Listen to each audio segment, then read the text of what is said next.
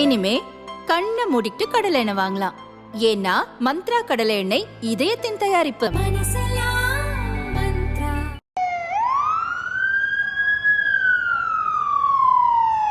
Taiwan நாட்டின் தலைநகரான தைபேவில் இன்று காலை சக்தி வாய்ந்த நிலநடுக்கம் ஏற்பட்டது. 35 கிலோமீட்டர் ஆழத்தில் மையம் கொண்டிருந்தது. ரிக்டர் அளவுகோலில் 7.2 பதிவானதாக தைவான் வானிலை தெரிவித்துள்ளது. தைவானில் 25 ஆண்டுகளில் இல்லாத அளவுக்கு ஏற்பட்ட சக்தி வாய்ந்த நிலநடுக்கம் இது. காலை நேரத்தில் ஏற்பட்ட நிலநடுக்கத்தால் மக்கள் அலறியடித்து பாதுகாப்பான இடங்களை தேடி தஞ்சமடைந்தனர். பல கட்டிடங்கள் குலுங்கின. சில கட்டிடங்கள் சீட்டுக்கட்டை போல் சரிந்து விழுந்தன.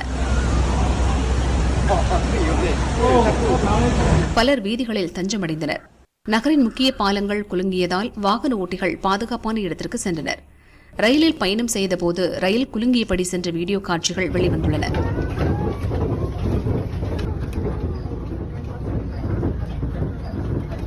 ரயில் சேவை தற்காலிகமாக ரத்து செய்யப்பட்டுள்ளது. சுரங்கப்பாதைகள் மூடப்பட்டுள்ளன.